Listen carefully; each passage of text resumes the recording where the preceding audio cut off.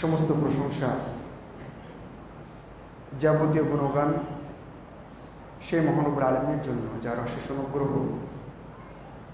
এবং একান্ত তৌফিকে আমরা যাবতীয় ব্যস্ততা, যাবতীয় ঝামেলা ফেলে রেখে তার ডাকে সাড়া দেওয়ার জন্য আজকে এই জামে মসজিদে আস-সুন্নাহ কমপ্লেক্স, এই জামে মসজিদে উপস্থিত হতে পেরেছি। যে মহান রব্বুল আলামিন আমাকে আপনাকে এই তৌফিক দিয়েছেন, তার শুকরিয়া জ্ঞাপন করছি। আলহামদুলিল্লাহ। দরুদ এবং সালাম বর্ষিত হোক প্রিয় রাসূল, যিনি আমাদের সর্বাবস্থায় কি করতে হবে, একজন মানুষকে তার ভূমিকা কি হবে, সব কিছু বলে গেছেন। সে রসুলের উপরে আমরা দরুদ এবং সালাম পেশ করছি সাল্লাল্লাহু আলাইহি ওয়াসাল্লাম। প্রিয় উপস্থিতি, এখন বর্ষার মৌসুম চলছে, সে কারণে আজকে এই উপলক্ষে কিছু কথা বলার ইচ্ছা পোষণ করেছি। আজকের বিষয় হবে বর্ষায় মুমিনের করণীয়। উল্লিখিত বিষয়ে কোরআন এবং হাদিস থেকে এবং স্বাভাবিক কিছু দিক নির্দেশনা আমরা এই জুমাতে নেওয়ার চেষ্টা করব বিইذنিল্লাহি তাআলা। ওমা তাওফীকি ইল্লা বিল্লাহ আলাইহি তাওয়াক্কালতু ওয়া ইলাইহি উনীব। সম্মানিত মুসল্লিবৃন্দ, মৌসুম, শীত, গ্রীষ্ম, বর্ষা, আরও যা আছে, বসন্ত, হেমন্ত ইত্যাদি অনেক কিছু হারিয়ে গেছে, কিছু আছে বাকি। এগুলো মহান রব্বুল আলামিনের অপার অনুগ্রহ, এগুলো মহান রব্বুল আলামিনের শক্তির জানান দেয়, এগুলো মহান রব্বুল আলামিনের হিকমা এবং প্রজ্ঞার পরিচয় বহন করে। মহান রব্বুল আলামিন নিজেই এই কাজগুলো তার নির্দেশনা মোতাবেক হয়ে থাকে। এমনই একটি মৌসুম আমাদের বাংলাদেশে এখন বর্ষা মৌসুম, এবং আমরা টানা কয়েকদিন থেকে সারা দেশে বৃষ্টি দেখতে পাচ্ছি। মূলত বৃষ্টি মহান রব্বুল আলামিনের একদিক দিয়ে যেমন অপার অনুগ্রহ, অন্য দিক দিয়ে সেটা কখনো কখনো আযাব, শাস্তি এবং ক্ষতির কারণ হিসেবে বিবেচিত। মহান রব্বুল আলামিন বৃষ্টিকে দুইভাবেই আমাদের কাছে পাঠিয়ে থাকেন। আমরা সাধারণত বৃষ্টিকে অনেক বড় নিয়ামত হিসেবে গণ্য করি, এবং এই বৃষ্টির মাধ্যমেই আমাদের বেঁচে থাকা, শস্য ফসল, গাছগাছালি, তৃণলতা, উদ্ভিদ, এক কথায় সব কিছুর বেঁচে থাকার পেছনে পানি একটা মূল উৎস। মহান রব্বুল আলামিন কোরআন মাজিদে বলেছেন যে সব যার জীবন আছে তা পানি থেকেই হয়, আর পানির একটা মূল উৎস হচ্ছে বৃষ্টি। মহান রব্বুল আলামিন এই পানি আমাদের পান করার জন্য যেমন দিয়ে থাকেন, তেমনি অন্যান্য পশু প্রাণী তারাও এখান থেকে পান করে। এক কথায় আমরা যদি বলি তাহলে মরা জমিনকে মহান রব্বুল আলামিন এই বৃষ্টির মাধ্যমে জীবিত করে থাকেন, এবং এর মাধ্যমে চারিদিকে সবুজ শ্যামল হয়ে যায় তারই একান্ত অনুগ্রহ এবং শক্তিতে, তারই ইচ্ছায়। এখান থেকে আমরা যাবতীয় গাছগাছালি, ফল ফলাদি উৎপাদন করে থাকি বৃষ্টির পানি দিয়ে। এই জন্য মহান রব্বুল আলামিন কোরআন মাজিদে এই নিয়ামতের কথা অনেক জায়গায় বলেছেন। সূরা আন-নাহল ৬৫ নম্বর আয়াতে আল্লাহ বলেছেন, আল্লাহু আনজালা মিনাস সামাই মাআন فأحيا به الأرض بعد موتها। মহান রব্বুল আলামিন তিনি আসমান থেকে বৃষ্টি বর্ষণ করেন, অতঃপর এই বৃষ্টি দিয়ে তিনি জমিনকে আবার জীবিত করেন। বা'দা মৌতিহা, জমিন যখন মারা যায় আবার বৃষ্টি দিয়ে এটাকে জীবন দান করেন। কোরআন মাজিদে মহান রব্বুল আলামিন এই বৃষ্টি সম্পর্কে সূরা আল আনআমের ভিতরে ৯৯ নম্বর আয়াতে তিনি বলেছেন, ওহুয়াল্লাযী আনজালা মিনাস সামাই মাআন ফাআখরাজনা বিহি নাবাতা কুল্লি শাই।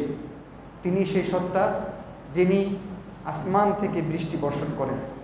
তারপরে আমি, অর্থাৎ আল্লাহ বলছেন, আমি এই বৃষ্টির মাধ্যমে যত উদ্ভিদ আছে সেগুলোকে আমি উৎপাদন করে থাকি, আমি সেগুলোর অঙ্কুর দিয়ে থাকি, সেখান থেকে গাছ আমি দিয়ে থাকি। মহান রব্বুল আলামিন সূরা আল ওয়াকিয়া ৬৮ থেকে ৬৯ নম্বর আয়াতে বলেছেন, আফারাআইতুমুল মা আল্লাযী তাশরাবুন, যে পানি তোমরা পান করছো, পান করো, এটা কি তোমরা দেখো? আনতুম আনজালতুমুহু মিনাল মুজনি আম নাহনুল মুনজিলুন, এই পানি কি তোমরাই মেঘ থেকে বর্ষণ করো নাকি আমি বর্ষণ করি, আমরা বর্ষণ করি? এইভাবে মহান রব্বুল আলামিন বৃষ্টি যে একটা নিয়ামত সেদিকে আমাদেরকে ইঙ্গিত দিয়েছেন। এবং যে আয়াতটি সূরা বাকারা থেকে আমি শুরুতে তেলাওয়াত করেছিলাম সেখানেও মহান রব্বুল আলামিন বলেছেন, ওয়া আনজালনা মিনাস সামাই মাআন ফাআখরাজা বিহি মিনাস সামারাতি রিজকাল লাকুম, তিনি আসমান থেকে বৃষ্টি বর্ষণ করেন এবং এই বৃষ্টির মাধ্যমে তোমাদের জন্য রিজিক হিসাবে ফল ফলাদি দিয়ে থাকেন। আম, জাম, কাঁঠাল, আরও কত ফল, সবগুলো মহান রব্বুল আলামিন এই বৃষ্টির মাধ্যমে রিজিক হিসাবে আমাদেরকে দান করে থাকেন।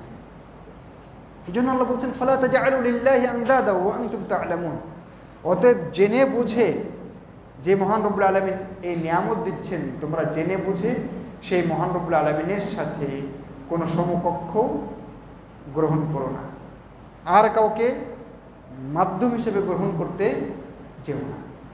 সম্মানিত উপস্থিতি, কিন্তু আমরা এই বৃষ্টি নিয়ে কি আসলে কখনো একটু চিন্তা করি, গবেষণা করি, এটা নিয়ে কি ভাবি? এমনকি কোরআনে এত এত আয়াত বৃষ্টি সম্পর্কে মহান রব্বুল আলামিন নাজিল করেছেন, অথচ আমরা বেশিরভাগ মানুষ এটা চিন্তাও করি না, ভাবিও না। বৃষ্টির সময় যে আমাদের জন্য বিশেষ কিছু করণীয় আছে, থাকতে পারে, এটাও কিন্তু আমাদের বেশিরভাগ মানুষের নলেজ নেই, জানা নাই, জ্ঞান নেই। আর যাদের দু একজন আছে, দু একজনের জ্ঞান একটু, তারাও হয়তো বা মানে পারিপার্শ্বিকতার কারণে হোক, যে কোনো কারণেই হোক, আমরা সেগুলো কিন্তু আমলের বাইরে রেখে দিয়েছি, রুটিনের বাইরে রেখে দিয়েছি।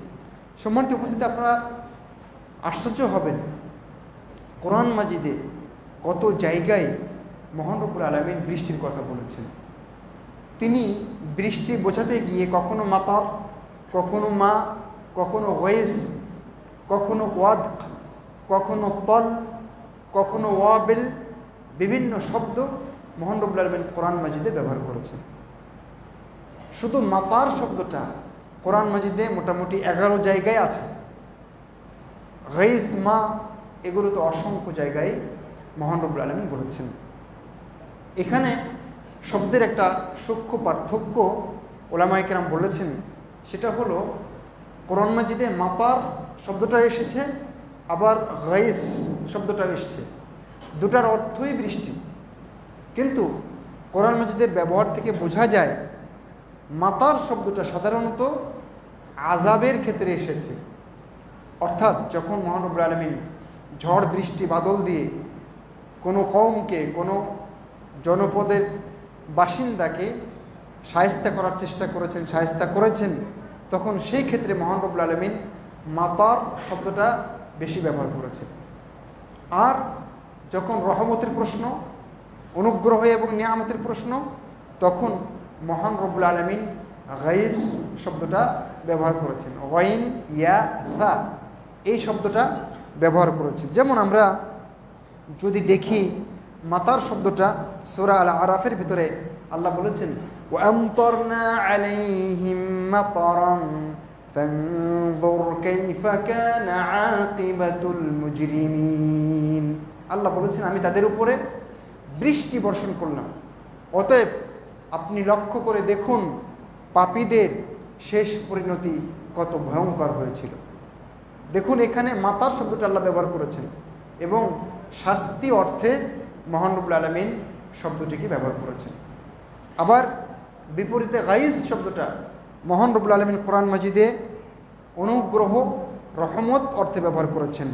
সূরা আশ-শূরার ভিতরে তিনি বলেছেন ওহুয়াল্লাযী ইউনাজ্জিলুল গায়সা মিন বা'দি মা ক্বানাতু ওয়া ইয়ানশুরু রাহমাতাহু ওয়া হুয়াল ওয়ালিয়্যুল হামিদ।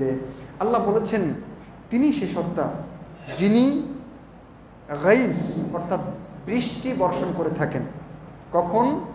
মিন বা'দি মা ক্বানিতু, বান্দারা যখন, বা ক্বানাতু যখন বান্দারা নিরাশ হয়ে যায়, নিরাশ হওয়ার পরে চারিদিকে জমিন ফেটে যায়, শস্য ফসল হয় না, নিরাশ হওয়ার অবস্থায় এর পরে গিয়ে মহান রব্বুল আলামিন বৃষ্টি বর্ষণ করেন ওয়ায়ানশুরু রাহমাতাহ, এবং তিনি তার রহমতকে ছড়িয়ে দেন। তাহলে দেখেন গাইজ শব্দটা রহমত এবং অনুগ্রহের জায়গায় মহান রব্বুল আলামিন ব্যবহার করেছেন। যাই হোক, বৃষ্টি সম্পর্কিত আমরা ভূমিকাতে এতটুকু আলোচনা করলাম যে বৃষ্টি কখনো শান্তি, অনাবিল অনুগ্রহ এবং রহমত নিয়ে আসে, আবার কখনো আমাদের জন্য আযাবের কারণ হয়, আমাদের জন্য কখনো আবার শাস্তির কারণ হয়, বন্যার কারণ হয়। এটা আমাদের শস্য ফসল, ঘর বাড়ি, গবাদি পশু, গাড়ি বাড়ি অনেক কিছুকে ডুবিয়ে ভাসিয়ে নিয়ে চলে যায়। সেজন্য এই বৃষ্টি নিয়ে আমাদের কি অবস্থান হওয়া দরকার সেটা আমাদের জানাও যেমন উচিত, তেমনি সেই বিষয়ে জানার পরে আমাদের আমলও করা উচিত। আসুন আমরা এখন জানব বৃষ্টির আগে, বৃষ্টি চলা অবস্থায় এবং বৃষ্টির পরবর্তীতে আমাদের জন্য ইসলাম কি নির্দেশনা দিয়েছে। ইসলামে কি আসলে এই সম্পর্কে কোনো নির্দেশনা আছে? অবশ্যই আছে। কোনো কিছু ইসলাম ছাড়েনি।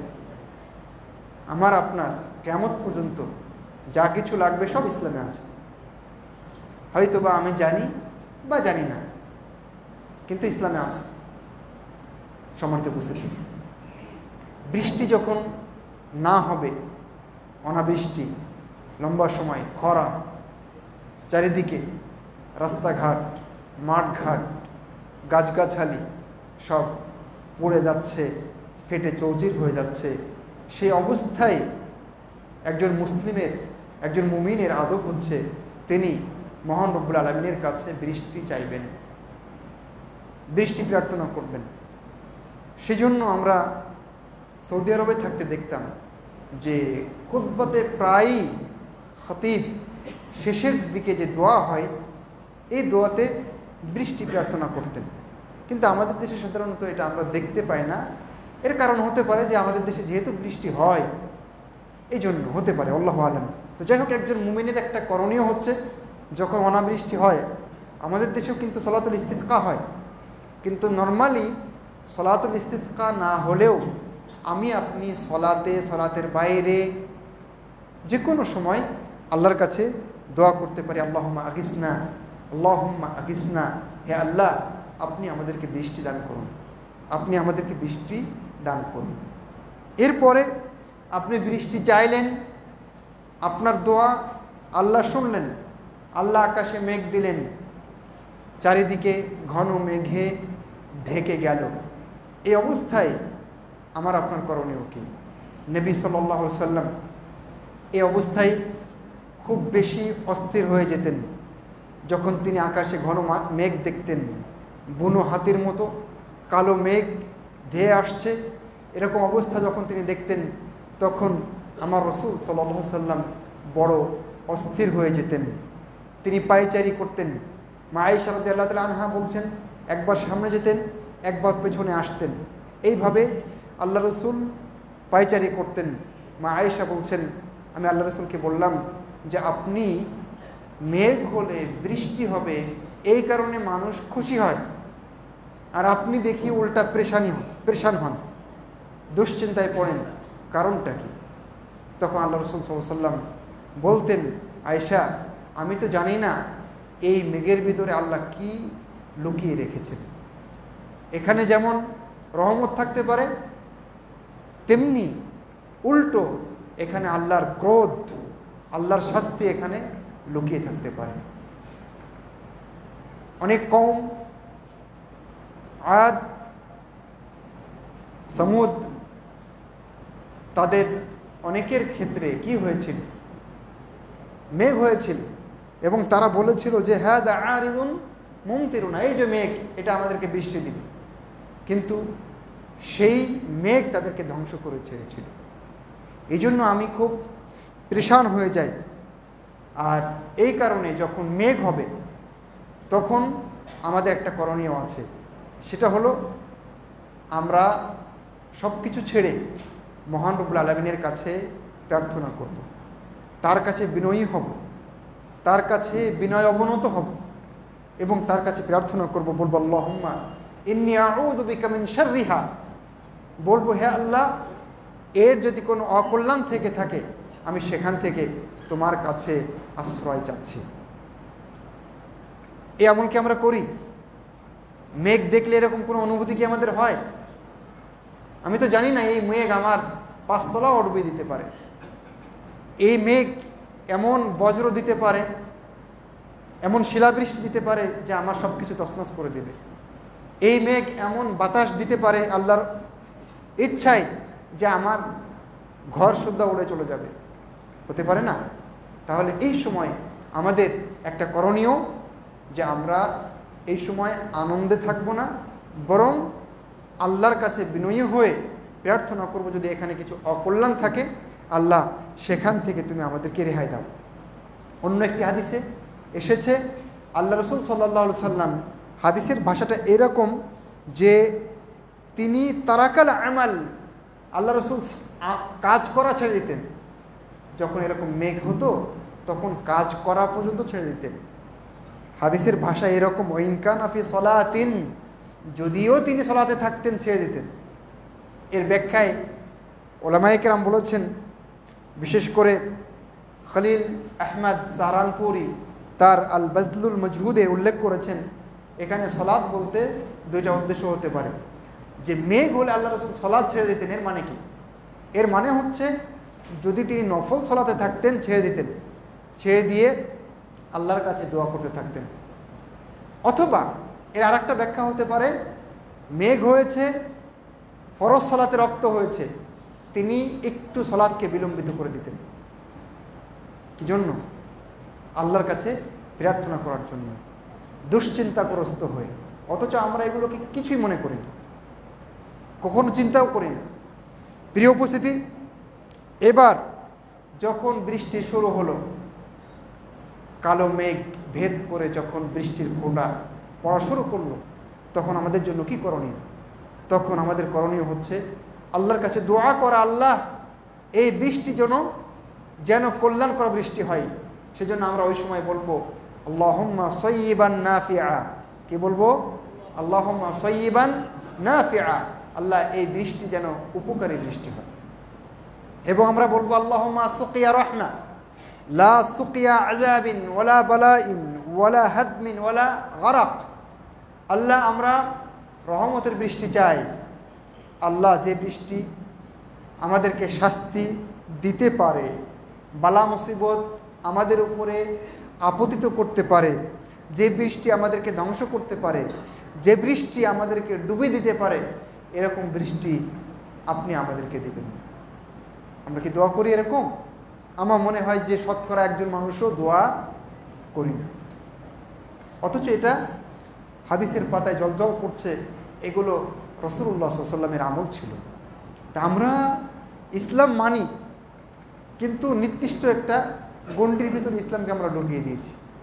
ইসলামের যে সামগ্রিক দিক আছে, মসজিদের বাইরেও যে আমাদের অনেক কিছু করণীয় আছে, প্রাকৃতিক মহান রব্বুল আলামিনের সৃষ্টি যে পরিবেশ পরিস্থিতি আবহাওয়া, এর সাথেও যে আমাদের কিছু করণীয় আছে, সেটা কিন্তু আমরা একেবারেই জানি না, বা জানলেও কেউ কেউ আমল করি না।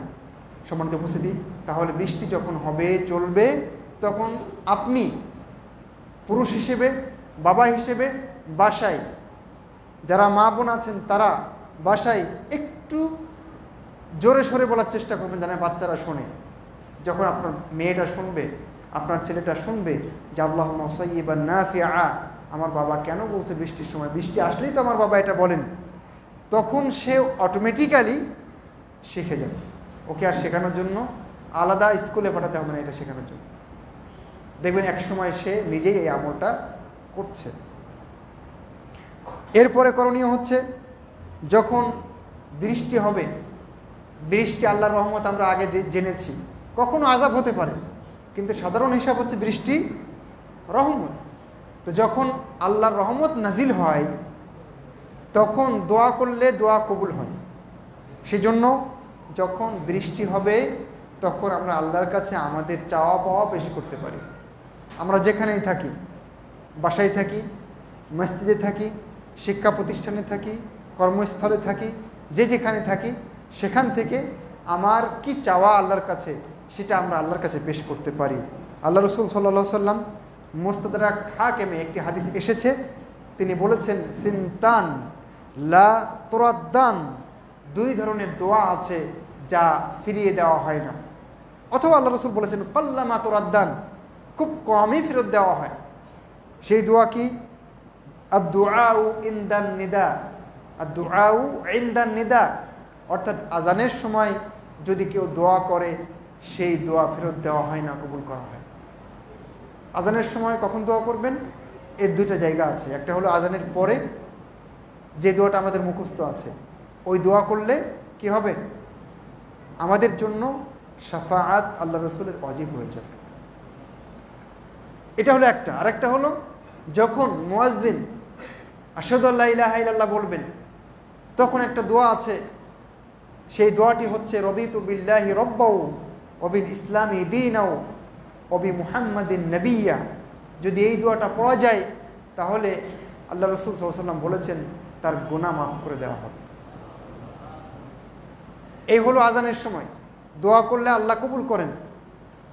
আরেকটা দোয়া হচ্ছে বৃষ্টির সময়, যখন আপনি বৃষ্টির নিচে আছেন, তাহতাল মাতার হাদিসের ভাষা, যখন আপনি বৃষ্টির নিচে আছেন তখন আল্লাহর কাছে দোয়া করেন। কি দোয়া করবেন? আপনার যা লাগে তাই, যে ভাষায় পারেন তাই, সেই দোয়া করেন। ইনশাআল্লাহ এটা কবুল হওয়ার খুবই সম্ভাবনা এখানে রয়েছে। সম্মানিত উপস্থিতি, কারণ এই সময় রহমত নাজিল হয়, আসমানের দরজা খোলা থাকে, রহমতের দরজা খোলা থাকে। আর এই কারণে যদি আমরা দোয়া করি বৃষ্টির সময়, তাহলে আল্লাহ কবুল করবেন বিইজনিল্লাহি তাআলা। বৃষ্টির সময় আরেকটা ভালো কাজ আছে আল্লাহ রসুল করতেন। রাসূলুল্লাহ সাল্লাল্লাহু আলাইহি ওয়াসাল্লাম যখন বৃষ্টি হতো তখন শরীরে কাপড় থাকলে একটু খুলে দিয়ে চামড়াতে বৃষ্টির পানি লাগাতেন, যেন একটি বৃষ্টির ফোঁটা সরাসরি তার চামড়ায় পড়ে।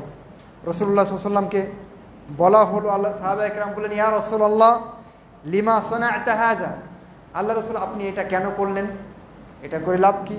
তখন আল্লাহ রাসূল বললেন, লিআন্নাহু হাদিসু আহদিন বিরাব্বিহি তাআলা, সহিহ মুসলিমের হাদিস। আল্লাহ রাসূল বললেন, কারণ এই বৃষ্টি যে কেবল তার রবের কাছ থেকে এসেছে তাই নয় কি? বৃষ্টির ফোঁটা কি আমার আপনার ইচ্ছায় আসে? নিশ্চয় না। বৃষ্টির রব, আমার রব যখন আদেশ করেন তখন বৃষ্টি আসে। আল্লাহ রাসূল বললেন, কেবল যে আল্লাহর কাছ থেকে আসলো, এই জন্য আমি আমার গায়ে একটু লাগালাম, কারণ এটা এইমাত্র আমার এবং বৃষ্টির রবের কাছ থেকে এসেছে।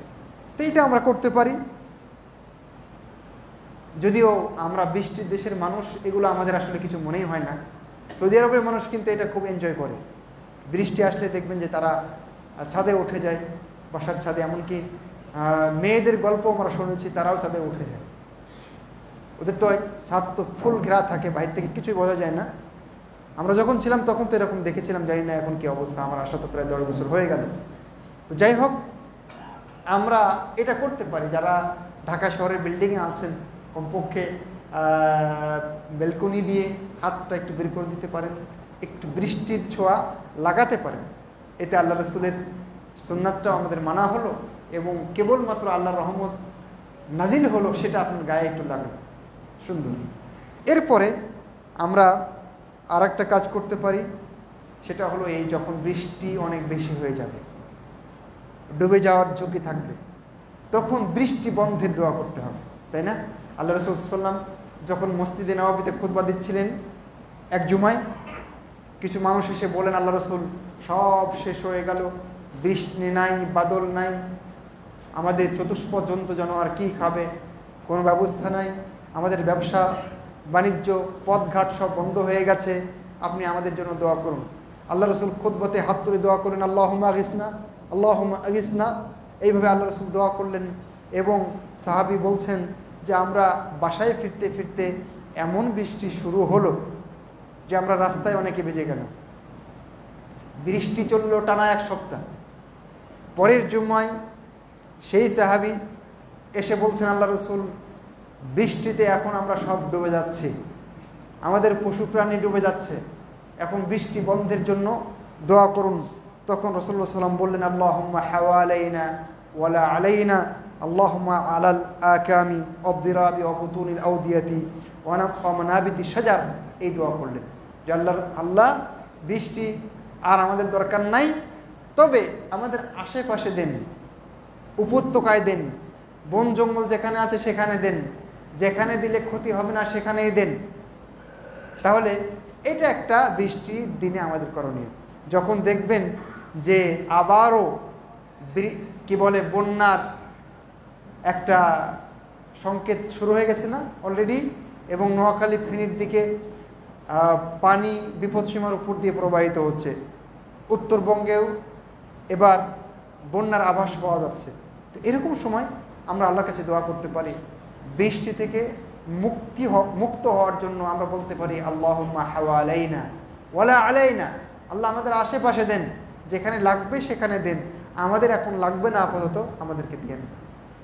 তাহলে চাইবেন বৃষ্টি আল্লাহর কাছে, বৃষ্টি বন্ধ করতে হবে তাও কার কাছে? আল্লাহর কাছে। এইটাই হলো একজন মুমিনের আল্লাহর কাছে শরণাপন্ন হওয়া সর্বাবস্থায় একজন মুমিনের এটাই বৈশিষ্ট্য। সম্মানিত উপস্থিতি, এরপরে যদি অনেক বেশি ঝড় হয়, ঝঞ্ঝা হয়, প্রবল বেগে বায়ু প্রবাহিত হয়, তাহলে সেই অবস্থায় আমরা স্থির থাকব না। স্থির থাকবো না বলতে আমরা অবশ্যই এই অবস্থায় আল্লাহর কাছে প্রার্থনা করব। কারণ রাসূলুল্লাহ সাল্লাল্লাহু আলাইহি ওয়াসাল্লাম যখন প্রচুর বাতাস হতো, তখন এই বাতাসের কারণে তিনি ভীত হতেন আল্লাহর কাছে এবং আল্লাহর কাছে বলতেন, আল্লাহুম্মা ইন্নী আসআলুকা খায়রাহা ওয়া খায়রা মা ফিহা, আল্লাহ যে বাতাস দিচ্ছ এর কল্যাণ আমি চাই, এবং এতে যদি অকল্যাণ থাকে সেখান থেকে আমি আশ্রয় চাই। ওয়া খায়রা মা উরসিলাত বিহি, আল্লাহ এই বাতাসকে আপনি যে কল্যাণের জন্য পাঠিয়েছেন সেই কল্যাণ আমি চাচ্ছি। আল্লাহ রাসূল আরও বলতেন, আল্লাহুম্মা ইন্নী আউযু বিকা মিন শাররিহা ওয়া শাররি মা ফিহা ওয়া শাররি মা উরসিলাত বিহি, হে আল্লাহ এই বাতাসের মধ্যে, এই ঝড়ের মধ্যে যদি অকল্যাণ থাকে তাহলে আমি সেখান থেকে আশ্রয় চাই, এবং যে অকল্যাণের জন্য আপনি তাকে পাঠিয়েছেন, কাউকে ধ্বংস করবেন, কোনো এলাকা উড়িয়ে দিবেন, কোনো বিল্ডিং উড়িয়ে দিবেন, কোনো বন জঙ্গল সাফ করে দিবেন, আল্লাহ যদি এই জন্য পাঠানো হয়ে থাকে তাহলে সেখান থেকে আমি আশ্রয় চাই। তাহলে যখন প্রচুর ঝড় বৃষ্টি হবে তখন আমরা কিন্তু এই দোয়া করতে পারি। এগুলো আমাদের নিত্য দিনের সঙ্গী হওয়া উচিত। বিশেষ করে বাংলাদেশের প্রেক্ষাপটে একটা বর্ষার মৌসুমটা 3 মাস প্লাস আমাদের থাকে, তো এই সময় আমরা এই দোয়াগুলো মুখস্থ করে নিতে পারি। কোত্থেকে পাবেন এই দোয়াগুলো? কোথায় পাবেন? যে কোনো ভালো অথেন্টিক দোয়ার বই আপনি সংগ্রহ করতে পারেন, ঠিক আছে? এরকম যে কোনো বই থেকে আপনি এই জীবন ঘনিষ্ঠ দোয়াগুলো মুখস্থ করে নেবেন। যখন বিজলি চমকাবে, অনেক জোরে আওয়াজ হবে, তখন এটা আল্লাহর পক্ষ থেকে শাস্তি হতেও পারে, তাই না? ওটা আপনার বাড়িতে পড়ে আপনার বাড়ি পুড়িয়ে দিতে পারে। সেজন্য এটা যখনই হবে তখনই আমরা একটা দোয়া পড়তে পারি, আল্লাহুম্মা লা তাকতুলনা বিগাদাবিকা ওয়ালা তুহলিকনা বিআযাবিকা ওয়া আফিনা ক্বাবলা যালিকা। তিরমিজির হাদিস। এই হাদিসটাকে মুহাদ্দিস উলামায়ে কেরামে অনেকেই এটাকে সহিহ বলেছেন, যদিও শেখ আলবানী রাহিমাহুল্লাহ হাদিসটাকে যঈফ বলেছেন। তবে আহমদ শাকির, হাকিম, এরপরে ইবনু হাজার, আব্দুল কাদের আল আরনাবুত প্রমুখ মুহাদ্দিস উলামায়ে কেরাম হাদিসটাকে সহিহ বলেছেন। তাহলে আমরা এই দোয়াটা পড়তে পারি যে আল্লাহুম্মা লা তাকতুলনা বিগাদাবিকা, আল্লাহ আপনার ক্রোধ দিয়ে আমাদেরকে আপনি মেরে ফেলবেন না। ওয়ালা তুহলিকনা বিআযাবিকা, আপনার আযাব দিয়ে আপনি আমাদেরকে ধ্বংস করে দিবেন না। ওয়া আফিনা ক্বাবলা যালিকা, আল্লাহ এর আগেই আপনি আমাদেরকে ক্ষমা করে দিবেন।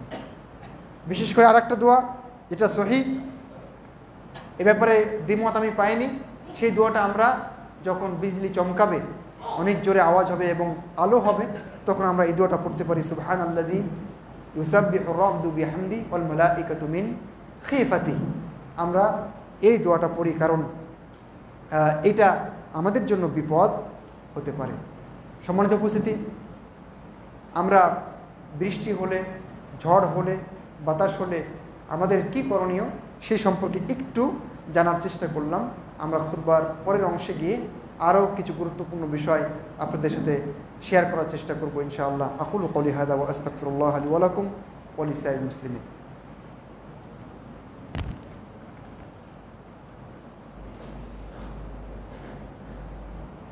ইন্নাল হামদুলিল্লাহি ওয়াহদাহু ওয়াসসালাতু ওয়াসসালামু আলা মান লা নাবিয়্যা বা'দাহু, আম্মা বা'দ। সম্মানিত উপস্থিতি, বৃষ্টির সাথে আকীদার কিছু বিষয় আছে। বৃষ্টির সাথে আকীদার কিছু বিষয় আপনাদের সাথে একটু শেয়ার করার চেষ্টা করি।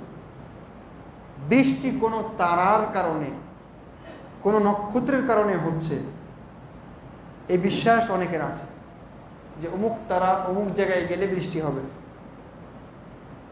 এরকম বিশ্বাস অনেকের আছে। এটা ইসলামী শরিয়াতের যে বিশুদ্ধ আকীদা তার সাথে পরিপন্থী। আমরা এই মাসালাটা বলতে গিয়ে আপনাদের চারটা অবস্থার কথা বলি। যদি এরকম হয় কেউ সরাসরি নক্ষত্র বা তারাকেই বলে, তারকা পূজারী অনেক মানুষ আছে, কিন্তু যদি সরাসরি তারকাকেই বলে যে আমাদেরকে বৃষ্টি দাও, তাহলে এটা হলো শিরক আকবার, তাকে ইসলাম থেকে বের করে দেবে। যদি তার অবস্থা হয়, সে যদি মনে করে এই তারাই বৃষ্টি দিয়ে থাকে, যখন সে এখানে আসে তখনই বৃষ্টি হয়, এই নক্ষত্র যখন এই জায়গায় অবস্থান করে তখন বৃষ্টি হয়, সুতরাং এই নক্ষত্র বা এই তারা সে বৃষ্টি দিয়েছে, যদি কেউ এরকম বিশ্বাস করে সেও কাফের হয়ে যাবে। আগের জন তাওহীদুল উলুহিয়াতে শিরিক করার কারণে, বড় শিরিক করার কারণে কাফের হবে। দ্বিতীয় জন তাওহীদুর রুবুবিয়াতে বড় শিরিক করার কারণে কাফের হয়ে যাবে। কারণ বৃষ্টি কেবল আল্লাহ দিয়ে থাকেন, আর প্রার্থনা কেবলমাত্র আল্লাহর কাছেই করতে হবে। সুতরাং এই জায়গায় আমাদের ভুল করা যাবে না। তবে যদি কারো এরকম বিশ্বাস থাকে যে না, এই তারা বা নক্ষত্র বৃষ্টি দিতে পারে না, তবে এর কারণে বৃষ্টি হয়, যদি কারো এরকম বিশ্বাস থাকে, তাহলে এটা হবে ছোট শিরিক, এটা বিশ্বাস করা যাবে না। তাহলে এই ক্ষেত্রে আমাদের সঠিক বিশ্বাস কোনটা? এই ক্ষেত্রে আমাদের সঠিক বিশ্বাস হচ্ছে যে তারাটা যখন এই সময় থাকে, সেই সময়ে বৃষ্টি সাধারণত হতে পারে বা হয়ে থাকে। তার মানে সময়টা আপনি বিশ্বাস করতে পারেন যে তারাটা এই সময়, এই জায়গায় যখন থাকে, এই সময় আল্লাহ বৃষ্টি দেন সাধারণত, এই বিশ্বাস সঠিক। এর বাইরে আরও যে তিনটা অবস্থা হলো, তার দুইটা অবস্থা শিরকে আকবার, একজন মানুষ মুসলিম থাকবে না, আর একটা হলো শিরকে আসগার, ছোট শিরিক, তবে তিনি ঝুঁকিতে থাকবেন। একটা বিশ্বাস শুধু সঠিক, সেটা হলো এইটা যখন এখানে থাকে সাধারণত সেই সময় আল্লাহ বৃষ্টি দিয়ে থাকেন, এই সময়ের এই বিশ্বাস, এটা সঠিক। সম্মানিত উপস্থিতি, আরও কিছু বিষয়, তার গুরুত্বপূর্ণ বিষয় হচ্ছে যে আমরা কখনো বৃষ্টিকে গালি দিব না, ঝড়কে গালি দিব না, অনেক বৃষ্টি হচ্ছে, বন্যায় ডুবে গেছেন, ঝড়ে আপনার বাড়ি উড়ে গেছে, গালি দেওয়া যাবে? হারাম, দেওয়া যাবে না।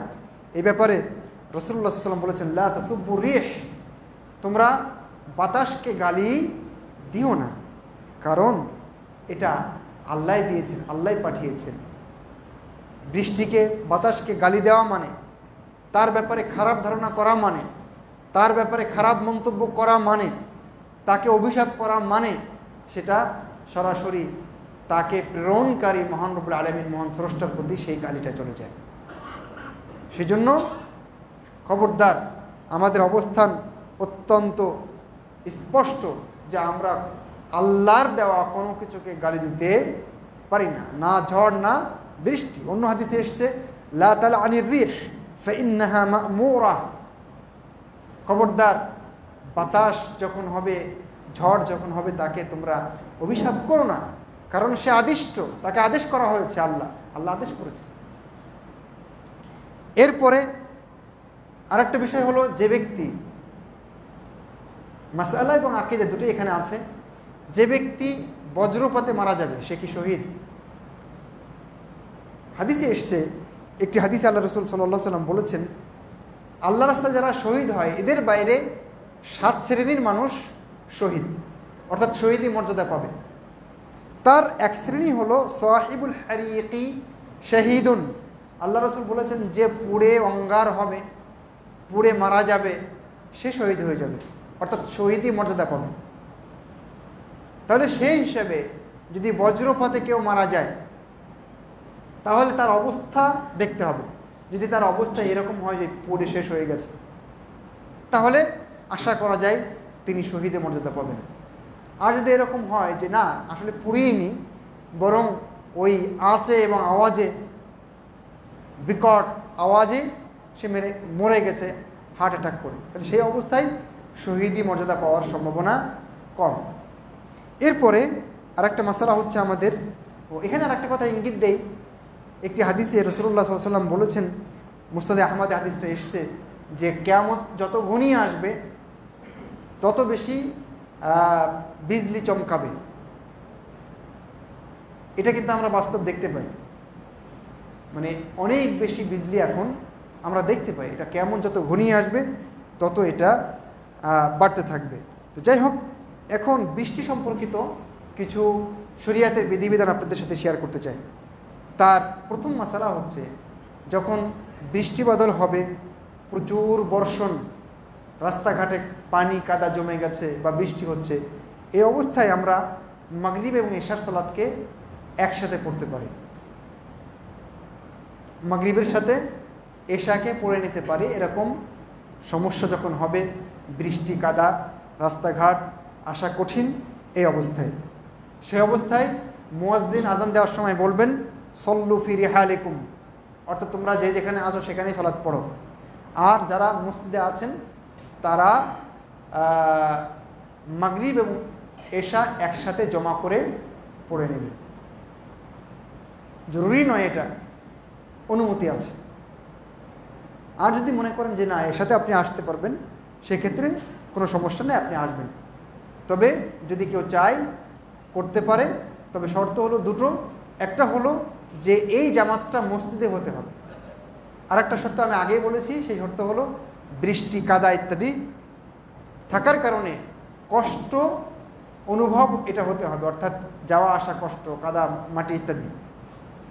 এই দুটো শর্তে আপনি মাগরিব এবং এশাকে একসাথে পড়বেন। সেই জন্য বাড়িতে যারা আমরা থাকি, বাড়িতে যারা পড়ছি, তারা জমা করতে পারবো না, কারণ ওখানে তো আমাদের বের হওয়া লাগছে না। সেই জন্য মা বোনদের এটা, এই বিধানটা তাদের জন্য না।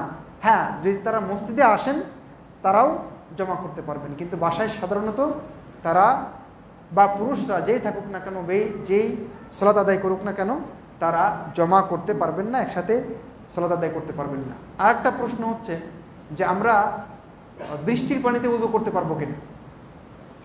উত্তর, আল্লাহ বলেছেন সূরা ফুরকানের ভিতরে, وَأَنزَلْنَا مِنَ السَّمَاءِ مَاءً طَهُورًا, আল্লাহ বলেছেন আমি আসমান থেকে পানি, পবিত্র পানি বর্ষণ করেছি। তহুর মানে বোঝেন, তহুর মানে হচ্ছে তাহির লিনাফসিহি মুতাহির লিগাইরিহি, অর্থাৎ সে নিজে পবিত্র এবং অন্যকে পবিত্র করতে পারে। তা আসমান থেকে যে পানি আল্লাহ নাজিল করেন, সেই পানি দিয়ে আমরা কি করতে পারবো? ওযু করতে পারবো, গোসল করতে পারবো, কোনো সমস্যা নেই। আরও দু একটা মশালা, বৃষ্টির দিনে অনেকের ঠান্ডার ভয় থাকে বা ঠান্ডার সমস্যা থাকতে পারে। সেই অবস্থায় আপনি কি করতে পারেন? মোজার উপরে মাসা করতে পারেন। যদি মুকিম অবস্থায় থাকেন তাহলে পূর্ণ একদিন এবং এক রাত 24 ঘন্টা আপনি এক উজুতে বলতে একবার উজু করে মোজা পরে নেবেন, তারপর থেকে 24 ঘন্টা পর্যন্ত আপনি মাসা করতে পারবেন। যদি এই মশালাটা নিয়ে মতভেদটা এখানে আছে যে সময়টা আপনি শুরু করবেন কখন, মানে উজু করার পরে আপনি মোজা পরলেন, সময়টা কি এখন থেকে শুরু হবে? উলামায়ে কেরাম বলেছেন না, সময়টা শুরু হবে মোজা পরার পরে। যখন আপনি ফার্স্ট উজু করবেন আবার, তখন যে মাসা করবেন না, এইটা হলো আপনার সময় শুরু। এই সময় থেকে আপনি 24 ঘন্টা পর্যন্ত মাসা করতে পারবেন। আর যদি মুসাফির থাকেন, চট্টগ্রাম গিয়েছেন, সিলেট গিয়েছেন, রাজশাহী গিয়েছেন, তাহলে সেই অবস্থায় আপনি 3 দিন 3 রাত মোজার উপরে মাসা করতে পারবেন। অনেকেই বন্যায় ডুবে যাচ্ছে, অনেক বাচ্চা পুকুরে পড়ে নদীতে ডুবে মারা যায়, বড় মানুষ অনেক সময় মারা যায়।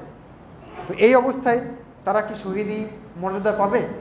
আগের যে হাদিসটা আমি বলেছিলাম সেই হাদিসে এসেছে ওয়াল গারিকু শাহিদুন, যারা ডুবে মারা যায় তারা শহীদি মর্যাদা পাবে। তো তাদের জন্য আমরা শহীদি মরণ এটা আশা করতে পারি। বৃষ্টির দিনে আমাদের আরেকটা বিষয় খেয়াল করতে হবে, আমরা যখন মসজিদে এসেছি, ধরেন রাস্তায় কাদা থাকে, পানি থাকে, দেখবেন যে রিক্সায় যাচ্ছেন, অটোতে যাচ্ছেন, গাড়িতে যাচ্ছেন, এমন জোরে কেউ গাড়ি চালিয়েছে যে ওই পানি এসে আপনার জামায় লেগেছে। আপনি তো আসছিলেন আসছন্না কমপ্লেক্সে সালাত আদায়ের জন্য, তো এখন যে কাদা লাগলো, সালাত কি হবে? জামা কি নাপাক হয়ে গেছে? উত্তর, যদি কোনো নাপাক ওই এলাকায় না থাকে, শুধু বৃষ্টির পানি এবং কাদা যদি থাকে, তাহলে আপনার জামা নাপাক হবে না, এতে কোনো সমস্যা নেই। কিন্তু যদি ওই এলাকার কোনো ড্রেন থেকে কোনো ময়লা এসছে, নাপাকি এসছে, তখন ভিন্ন হিসাব। কিন্তু স্রেফ মাটি কাদা আপনার গায়ে লেগেছে, ইনশাল্লাহ এতে কোনো সমস্যা হবে না। বর্ষার দিনে আরও দু একটা ব্যাপার আছে। তার একটা হলো যে যদি ওই যে শিলাবৃষ্টির সময় পড়ে না, শিল পড়ে না, এই শিল কি খাওয়া যাবে? আমরা তো ছোটোবেলায় অনেক খেয়েছি। হ্যাঁ, খাওয়া যাবে, কোনো সমস্যা নেই।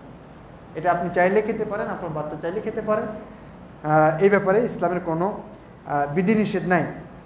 এখানে একটা কথা বলি যে যদি কেউ সিয়াম অবস্থায় খায়, রোজা অবস্থায় খায়, তাহলে কি রোজা ভাঙবে? উত্তর, রোজা ভেঙে যাবে।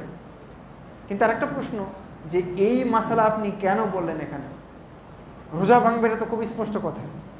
বললাম এই কারণে যে একজন সাহাবী থেকে পাওয়া যায়, আনাস রাদিয়াল্লাহু আনহু বলছেন যে মুতিরনা বারাদান ওয়া আবু তালহা সাইমুন ফাজাআলা ইয়াকুলু মিনহু।